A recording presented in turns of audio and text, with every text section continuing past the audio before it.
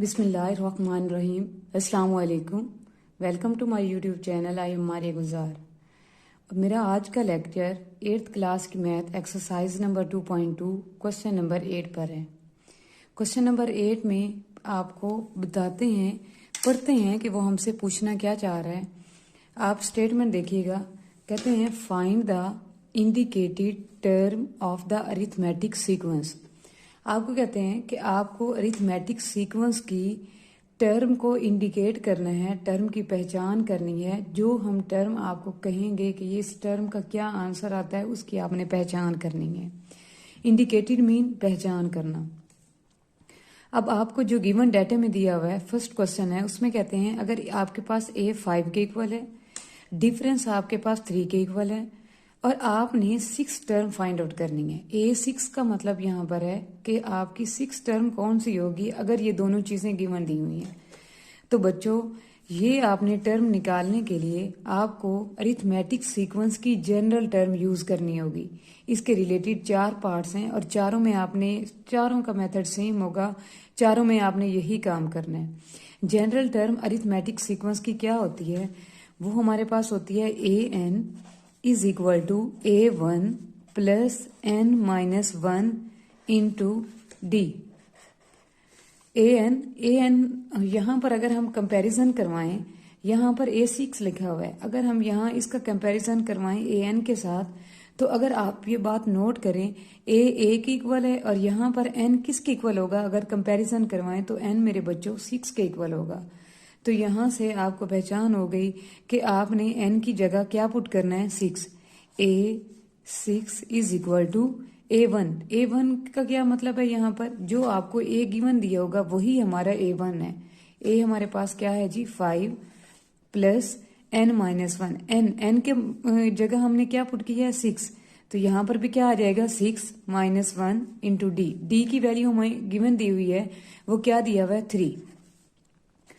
5 plus 6 - 1 हमारे पास किसके equal आ गया? 5 के, मल्टीप्लाई बाय 3। तो 5 प्लस 5 3s आर 15। तो 5 प्लस 15 हमारे पास किसके इक्वल आ गया? 20 के। ये हमने टर्म इंडिकेट कर ली है कि a6 का आंसर हमारे पास 20 के इक्वल आता है। सिमिलरली इसके सेकंड पार्ट की तरफ जाते हैं, उसमें भी यही सेम इसकी यही स्टेटमेंट है और आपसे यही बात पूछी हुई है। a12 आपको a की वैल्यू 12 गिवन दी हुई है, d की वैल्यू 2 गिवन दी हुई है और आपको कहते हैं आपने a5 फाइंड आउट करना है। तो मेरे बच्चों, मैंने आपको यही बात बताई है कि जनरल टर्म को यूज करके आप इजीली कोई भी टर्म फाइंड आउट कर सकते हैं। अब यहाँ पर आपने a5 फाइंड आउट करना है, तो जैसे आपने पिछले क्वेश्चन में जनरल टर्म को यूज किया है, तो इस क्वेश्चन में भी आप जनरल टर्म को यूज करेंगे by using general term of arithmetic sequence. यहाँ पर as का मतलब है अरिथमेटिक सीक्वेंस। क्या जनरल टर्म होती है? an is equal to a1 plus n-1 into D. तो मेरे बच्चों, जैसे मैंने पिछले क्वेश्चन में समझाया कि आपने अगर n की वैल्यू निकालनी है तो आप किस तरह निकालेंगे? आप अपनी जो टर्म आपने निकालनी है उसका कंपैरिजन an से करवा लेंगे। तो आप देखें, a अगर a के इक्वल है तो n किसके इक्वल आ जाएगा? 5 के। तो यहाँ पर n की जगह हमने क्या पुट कर देना है? 5। a5 is equal to a1 मैंने आप लोगों को पिछले क्वेश्चन में भी यही बताया कि यहाँ पर a1 a के ही इक्वल है।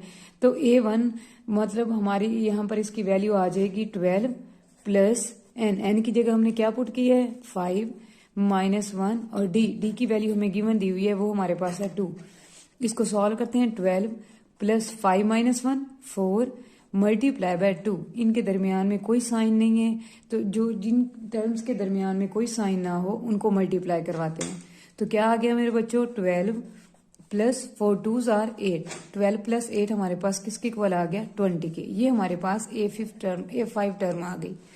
नेक्स्ट देखें, a इक्वल दिया हुआ है 5 के, d इक्वल दिया हुआ है 5 के और आपको कहते हैं कि आपने a10 फाइंड आउट करना है कि वो किसके इक्वल है। तो आपको पिछला हमारा वही कंसेप्ट चलता आ रहा है कि अगर आपने कोई टर्म निकालनी है तो उसके लिए आपको इस क्वेश्चन में general term of arithmetic sequence को यूज करना पड़ेगा। तो क्या होती है मेरे बच्चों general term? an is equal to a1 plus n-1 into D. अब सेम हमें n रिक्वायर्ड है यहाँ पर, n कैसे निकालेंगे, फिर वही कंपैरिजन करवा के इसका a n के साथ, अगर a के इक्वल है तो यहाँ पर n किसके इक्वल है, 10 के इक्वल। तो हम यहाँ पर जहां जहां पर n आ रहा है वहां पर क्या पुट कर देंगे, 10। a1 मैंने पहले भी बताया कि a1 यहाँ पर a के इक्वल ही है, वो उसकी वैल्यू यहाँ पर कितनी दी हुई है, 5 प्लस n हमारे पास यहाँ पर पहले मैंने यहाँ पर बता दिया आपको कि n की वैल्यू हमारी 10 आ रही है कंपैरिजन मेथड से। 10 माइनस 1 इंटू डी की वैल्यू बच्चों आ रही है 5, तो क्या आ गया 5 plus 10 minus 1 9 multiply by 5 plus 9 5 are 45, 9 5 are 45, 45 plus 5 हमारे पास किसके इक्वल आ गया, 50 के। ये हमारी 10th टर्म फाइंड आउट हो गई है। इसके बाद लास्ट पार्ट इसका देखते हैं, बहुत आसान है। लास्ट पार्ट में फिर वही है कि आपको ए गिवन दिया हुआ है, डी की वैल्यू गिवन दी हुई है और आपको कहते हैं आपने फाइंड आउट करना है A15। तो मेरे बच्चों फिर वही लिखेंगे, by using general term of arithmetic sequence. क्या होती है general term, an is equal to a1 plus n minus 1 into D. तो यहाँ पर फिर n आपको रिक्वायर्ड है, n कहाँ से निकालेंगे, तो बच्चों मैंने पहले बताया था कि इसका आपने कंपैरिजन करवाना है an के साथ, तो वहां आपको वाज़ेह पता चल जाएगा कि क्या n की वैल्यू आएगी। तो यहाँ कंपैरिजन करवाएं तो n किसके इक्वल आ रहा है, 15 के। तो n की जगह हमने क्या पुट करना है यहाँ पर 15, a15 is equal to a1 हमारे पास ये है, वो आ गया 9 प्लस n की वैल्यू हमारे पास क्या आ रही है 15 माइनस 1 और d की वैल्यू कितनी दी हुई है 3। a15 is equal to 9 plus 15 minus 1 14 multiply by 3, तो 9 प्लस 14 मल्टीप्लाई बाय 3 ये हमारे पास 42 के इक्वल होता है। तो 9 प्लस 42 हमारे पास ये आ गया बच्चों 51 के। आज का लेक्चर बहुत ही आसान था।